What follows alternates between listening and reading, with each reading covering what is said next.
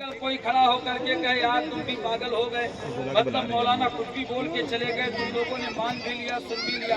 कैसे हो सकता है कि कोई थोड़े से जो है वक्त में मस्जिद हराम से निकले मस्जिद अक्सा जाए और मस्जिद अक्सा से पहले आसमान पर जाए, पहले आसमान से दूसरे आसमान पर जाए, दूसरे आसमान से तीसरे आसमान पर जाए, वहां से फिर चौथे आसमान पर जाए, वहां से पांचवें छठे सातवें आसमान पर जाए, यहाँ तक कि सिदरतुल मुंतहा पर जाए, अल्लाह मक्का में जाए। ऐसा कैसे हो सकता है? अगर कल कोई तुमसे सवाल करे तो उससे कह देना, अरे जाने वाले को मत देखो, ले जाने वाले परवरदिगार को देखो। अगर आप तकरीर सुनेंगे तो फिर मैं सुना ही दूंगा तकरीर। हाँ, चूंकि तकरीर करम को डर दबा हूँ मैं नहीं लगा। हाँ, और आई के चक्कर में न पड़ो, ये महकमा बंद होइए तब को हम सुना लेंगे तकरीर इंशाअल्लाह। हाँ, चूंकि मोहब्बत से बोले सुभान अल्लाह।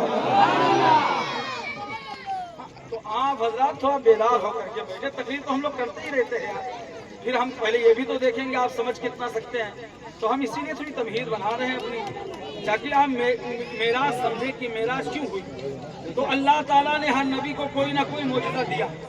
जैसे हजरत ईसा अलैहिस्सलाम के हवाले से मैंने बताया, हजरत मूसा अलैहिस्सलाम को अल्लाह ने मौजज़ा ये दिया कि एक लाठी थी उनके पास, और ये लाठी मैं अपनी तरफ से नहीं कह रहा हूँ, बल्कि कुरान मुक़द्दस में इसका जिक्र है।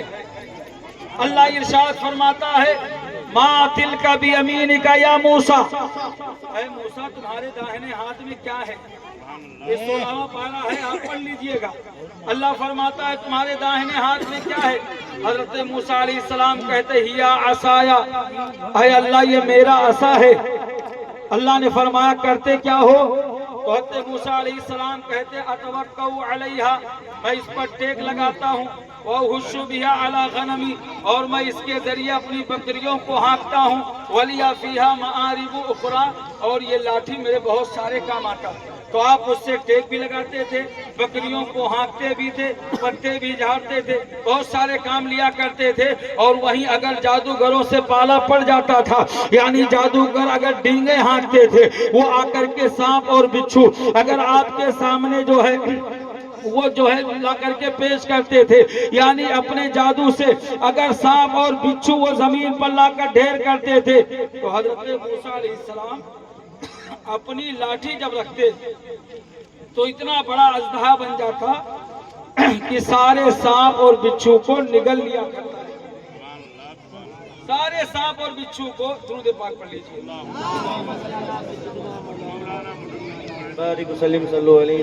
सारे सांप और बिच्छू को निगल लेता था।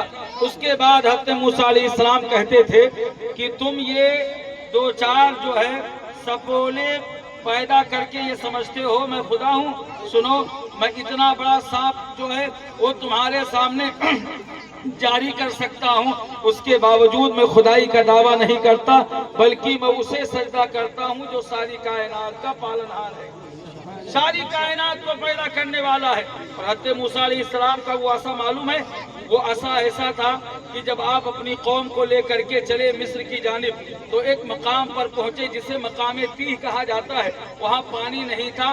कौम ने कहा ऐ मूसा पानी दीजिए, ऐ मूसा हमें पानी की जरूरत है।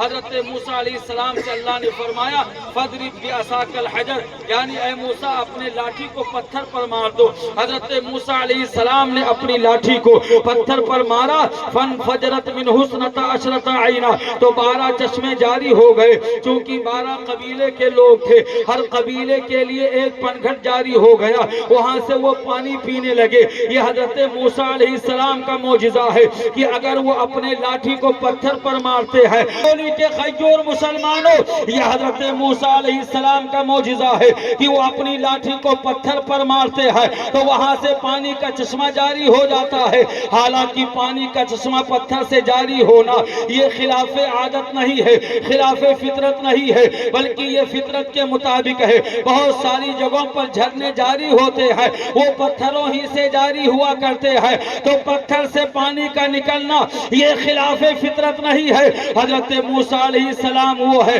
جو پتھر پر لاٹھی کو مارتے ہیں تو پانی کا چشمہ جاری ہو جاتا ہے۔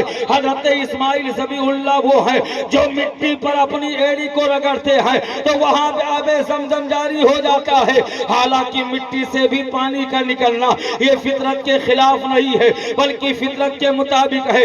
آپ فاوڑا لیجئے اور اسی زمین پر اگر کھدائی شروع کر دیں تو کچھ فٹ آپ جب کھودیں گے تو وہاں سے پانی ہی نکلے گا، تو مٹی سے بھی پانی نکل سکتا ہے، اسی طرح پتھروں سے بھی پانی نکل سکتا ہے۔ لیکن اگر آپ انگلی کاٹتے ہیں تو یہاں سے پانی نہیں نکلے گا بلکہ خون نکلے گا، آپ کی ہڈی دکھنے لگے گی۔ تو جو پتھر سے پانی نکال دے اسے کلیم اللہ کہا جاتا ہے، جو مٹی سے پانی نکال دے اسے ذبیح اللہ کہا جاتا ہے۔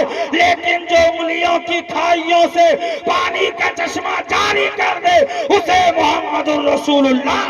سبحان اللہ، سبحان اللہ، نعرہ تکبیر، نعرہ رسالت، علماء اہل سنت مسلک اعلی حضرت، نعرہ تکبیر، نعرہ رسالت۔ تو حضرت موسیٰ علیہ السلام کو اللہ تعالیٰ نے ان کے زمانے کے حساب سے معجزات عطا فرمائے۔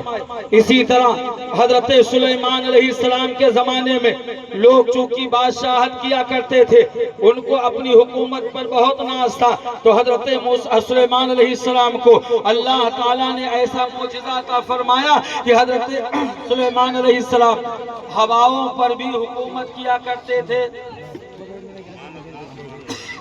چرند و پرند، انسان و جنات، آپ جو ہے سب پر حکومت کیا کرتے تھے۔ یہ حضرت سلیمان علیہ السلام کی حکومت کا عالم تھا۔ حضرت سلیمان علیہ السلام کے زمانے میں حکومت کا معاملہ تھا تو اللہ تعالیٰ نے انہیں بادشاہت کا معجزہ عطا فرمایا۔ اسی طرح تمام انبیاء کرام علیہ السلام کو اللہ تعالیٰ نے معجزہ